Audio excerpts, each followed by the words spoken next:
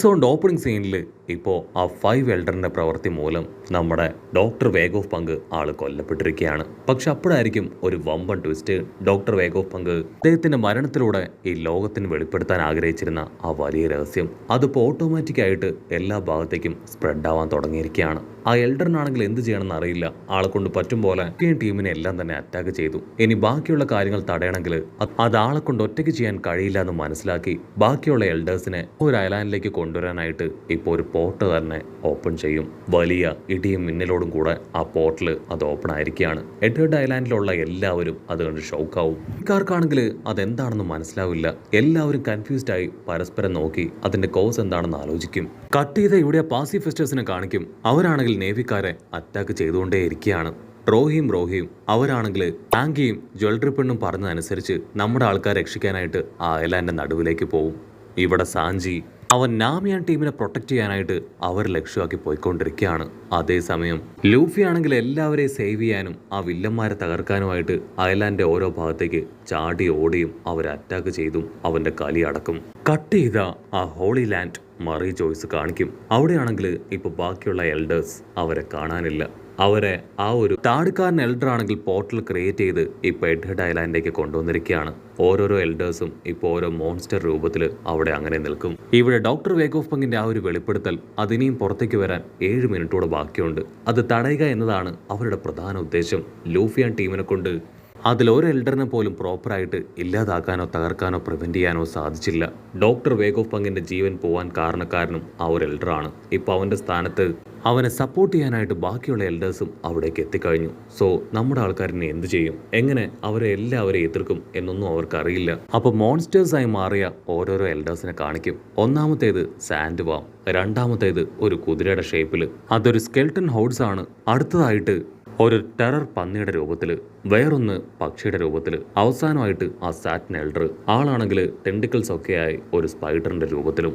Luffy ആണെങ്കിൽ അതാരാണെന്നും അവിടെ എന്താണ് സംഭവിക്കുന്നതെന്നും മനസ്സിലാക്കാതെ അവിടേക്ക് തന്നെ നോക്കും. അവരുടെ 4 പേരുടെ ഫോഴ്സ് ഉപയോഗിച്ച് ഇപ്പൊ അവർ ലൂഫിയെ പിടിക്കാനായിട്ട് ശ്രമിക്കുകയാണ്. ലൂഫി ആണെങ്കിൽ ആ ജയന്റുകളുടെ ഇടയിലൂടെ ഉഷാറായിട്ട് ഓടി അവരുടെ അറ്റാക്കുകൾ നല്ല രക്ഷപ്പെടും. അതേസമയം ആൾക്കാർ മുൻപ് ഓൺ ചെയ്ത് വിട്ട ആ റോബോട്ട് അതിനെന്ത് സംഭവിച്ചു എന്ന് മാത്രം ഇപ്പോഴും ആർക്കും അറിയില്ല. ഇവിടെ ലൂഫി ആണെങ്കിൽ ലോങ് ഷോട്ടിൽ നിന്ന് ആ എൽഡേഴ്സിനെ എല്ലാം നോക്കും. അതിനുശേഷം ദേഷ്യപ്പെട്ട് പറയും, നിങ്ങളിങ്ങനെ മാസീവ് സൈസിൽ നിന്ന ഈ ഒരു ഐലാൻഡ് പോലും തകർന്നു പോകും. പക്ഷെ കുഴപ്പമില്ല, എനിക്ക് നിങ്ങളുടെ സൈസിലേക്ക് മാറാൻ കഴിയും. ഞാൻ ആ സൈസിലേക്ക് മാറി നിങ്ങളെ ഇല്ലാതാക്കുമെന്ന് പറഞ്ഞ് ലൂഫി ആണെങ്കിൽ ജയന്റ് സൈസിലേക്ക് മാറുകയാണ്. അത് കാണേണ്ട താമസം ആ എൽഡേഴ്സ് എല്ലാം അവരുടെ ഹോക്കി പവർ ഉപയോഗിച്ച് ലൂഫിയെ ആഞ്ഞൊരടി. ആ ഒരു അടിയിൽ ലൂഫിയുടെ പവർ നഷ്ടപ്പെട്ട് അവൻ താഴേക്ക് വീഴും. അതിനുശേഷം ആ സ്കെൽട്ടൺ ഹോഡ്സ് എൽഡർ ആളാണെങ്കിൽ ഐലാൻഡിന്റെ തന്നെ പോർട്ട് ഏരിയയിലേക്ക് ഓടും. കാരണം അവിടെയാണ് പാസിഫിസ്റ്റേഴ്സ് നേവിക്കാരെ അറ്റാക്ക് ചെയ്യുന്നത്. സോ അവരെ നേരിടാനാണ് ഇപ്പൊ ആ എൽഡർ അവിടേക്ക് പോവുക. ഇവിടെ ആ പാസിഫിസ്റ്റേഴ്സുകളാണെങ്കിൽ നിർത്താതെ നേവി കപ്പലുകളെ അറ്റാക്ക് ചെയ്തുകൊണ്ടേയിരിക്കുകയാണ്.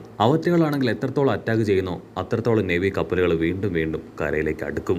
മെയിൻ കപ്പലുകളാണെങ്കിൽ അറ്റാക്കിൽ നിന്ന് രക്ഷപ്പെടാനായിട്ട് വീണ്ടും കടലിലേക്ക് ദൂരേക്ക് പോവുകയാണ്. അപ്പോഴായിരിക്കും ആ ഒരു സ്കെൽട്ടൺ ഹോഡ്സ് എൽഡർ ആൾ അവിടേക്ക് ചാണ്ടി വീണ് ലൈറ്റിന്റെ വേഗതയിൽ ഓരോരോ പാസിഫിസ്റ്റേഴ്സുകളെയും അടിച്ചില്ലാതാക്കുക.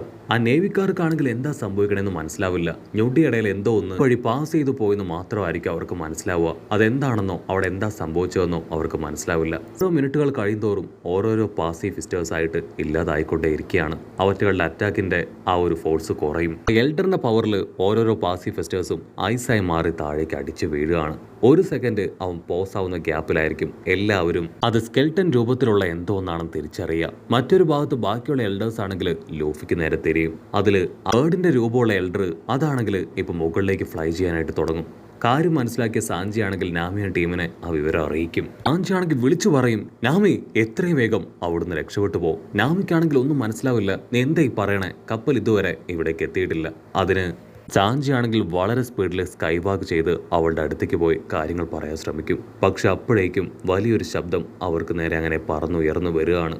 കട്ട് ചെയ്ത നേവിക്കാരാണെങ്കിൽ തകർന്നു വീണ ആ പാസിഫിസ്റ്റേഴ്സിനെ ചെക്ക് ചെയ്യും. ഒറ്റകൾ ആക്ച്വലി ഇപ്പൊ ടെമ്പററി ആയിട്ട് മാത്രമാണ് ഓഫ് ആയിരിക്കുന്നത്. എപ്പോൾ വേണമെങ്കിലും വീണ്ടും അവറ്റകൾ എഴുന്നേറ്റ് അറ്റാക്ക് ചെയ്യാം. മാത്രമല്ല പകുതിയോളം പാസിഫിസ്റ്റേഴ്സ് ഇനിയും ബാക്കിയുണ്ട്. പക്ഷെ നേവിക്കാർക്ക് ഇത് വലിയൊരു ആശ്വാസം തന്നെയാണ്. എത്രയും വേഗം നമുക്ക് അകത്തേക്ക് പോയി ബാക്കിയുള്ള അറ്റാക്ക് തുടങ്ങാന്ന് പറഞ്ഞ് അവരകത്തേക്ക് പോകും. നാമിയും ചോപ്പറും ടീമും ആണെങ്കിൽ ആ ശബ്ദം കേട്ട് പേടിച്ച് അവിടേക്ക് നോക്കും. അവർ ഭയന്നതുപോലെ അവരുടെ ശത്രുക്കളല്ല, മറിച്ച് ബ്രൂക്ക് ആ കപ്പലുമായിട്ട് അവിടേക്ക് വരികയാണ്. 1000 സൺ ഈ കപ്പൽ കണ്ട് അവർക്കാണെങ്കിൽ ഭയങ്കര സന്തോഷവും ആശ്വാസവും. പക്ഷേ എന്താ, ഇവിടെ ബ്രൂക്കിനെ കൊണ്ട് ഇതുവരെ കപ്പൽ സ്റ്റോപ്പ് ചെയ്യാനായിട്ട് കഴിഞ്ഞിട്ടില്ല.